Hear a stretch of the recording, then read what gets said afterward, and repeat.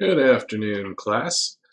I wanted to push out a quick update as we get deeper into week three. Um, so, one of the things I do want to talk about, the way that I have arranged the course, specifically into modules, is done very deliberately because the way I'm presenting information to you is really designed to help your learning process. So if you look at your modules, we will have a topic we're covering, and then we are going to have a series of assigned readings on that, followed by often a quiz and an exercise where you're going to put that idea to immediate use. And we'll have a couple of these in each section or each week. So like week three, we have documentation, we have testing, we have UML class diagrams, and then finally, when we get to the milestone builds on all of, or utilizes all of that knowledge that you've been working on building over the week. So if you have been just looking at what assignments are coming due and just jumping straight into the assignments, that strategy is actually really going to impede your learning because you haven't learned the things you need to do to complete the milestone, and you're going to find yourself having to do a ton of research on Google or whatever tools of your choice are for researching that stuff. And it's going to take you a lot longer to complete the homework, and you're probably not going to get the ideas that I really want you to cement into your brain. And I do owe you a bit of an apology. Last week, it turns out that a number of the due dates were not set correctly. They were held over from the semester I copied this course. They were set back in February. So if you are watching those due dates show up, they wouldn't have been accurate. So I've gone ahead and I've waived some of the late penalties on those assignments that were marked incorrectly. But I want you to know the standard patterns that you don't run into that is that when you do a milestone, all the assignments are going to be due Friday of the week. So week three, all of these are marked June 25th. And then the milestone is due the Sunday of that week, so it's pushed back a couple days.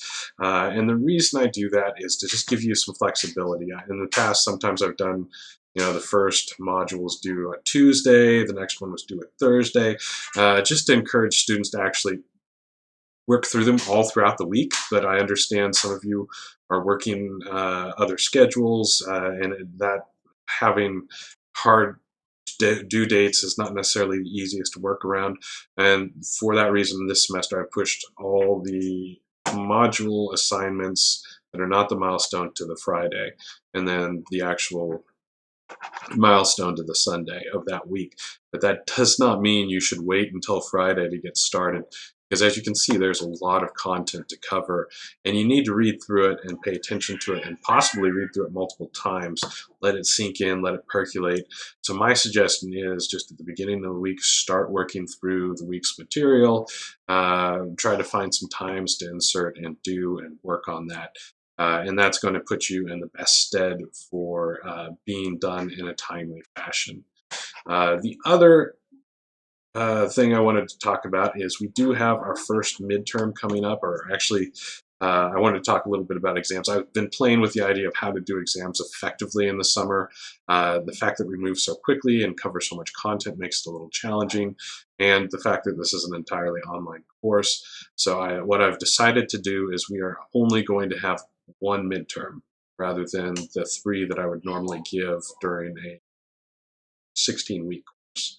So I've condensed that down into a single midterm, and rather than doing code-based questions, which you're going to be coding every week, including week four, I decided I'm just going to give you really more of, can you explain the theory and the ideas that you're learning, and I'll be evaluating your ability to code through the milestones.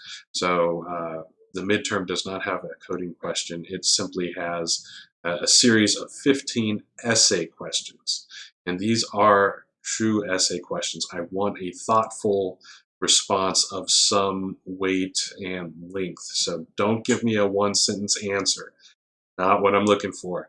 You're going to put in those composition skills that you got from English 200, English 100, and give me a thoughtful answer in your own words. And for this midterm, you are allowed to use the course notes. are the notes that you've been taking in the course. You're allowed to use the course textbook. You're allowed to use the Microsoft documentation. I don't want you using other references on this. I really want you to answer in your own words as you understand the concepts, because that helps me see if you're getting the ideas and the way that we really want you to grasp them.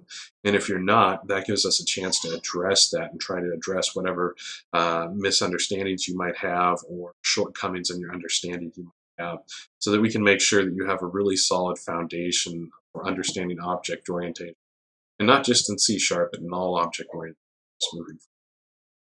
So the midterm exam, uh, when you sit down to take this, you only get one chance. It's not like the quizzes where you have multiple submissions.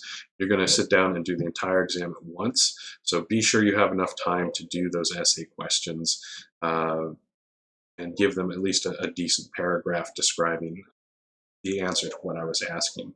And that means that if starting week 4 you don't have the time for that, but you do want to go ahead and get started on the material, you can actually skip over the midterm exam. Don't click it because that will start the exam. Move on down the list, and when you have that scheduled time where you can fit that midterm in, which notice it's not due till the Friday, go ahead and do it at that point. So don't start that exam until you're ready to start the exam. And that's spelled out in these instructions as well. So that's really what I wanted to cover for this week. We're wrapping up our discussion of object orientation in week 4. Actually, advanced C Sharp is really just a miscellaneous category of a lot of things that C Sharp does that aren't necessarily object oriented, but are really important and useful to know, that aren't really introduced anywhere else in our courses. So I kind of just go through this potpourri, and then we're going to jump into Windows Presentation Foundation, which is a different doing Windows programming, and then some more detail on that. So when you get to week 4, unlike the 12-week course, we actually are doing a ton of other work during the exam week. In the 12-week course, I usually actually set aside the entire week for the exam, and we do a bit of review and build up to it. We just can't do that in the summer course. We've just got too much to cover. In terms of studying for the midterm, what I'm really asking about is the concepts that we've covered in here. And an easy place to go look for those concepts is look at each one of your introduction sections, look at what key terms are in there, and make sure you're comfortable with those key terms, because that's what those questions are going to be about. And that really is all I want to talk about this week. And I'll try to give you another introductory video at the start of next week, and I'll talk a little bit more about WPF at that point. But for now, finish up those the week 3 work and dig through documentation, testing, and UML class diagrams. You're going to be building or making sure that you've documented everything using the XML style comments. So at this point, we're going to start enforcing documentation. At this point, we're going to start enforcing that you need to write good tests, and we're going to also be writing our own UML class diagrams. So I know you've seen UML class diagrams before. Now we're going to start creating our own, and that's really the focus for this week. Be aware, coming up midterm next week. And I hope you guys have a great week, and don't be afraid to ask questions on Discord if you have questions. That's really our first place for getting any kind of question answered.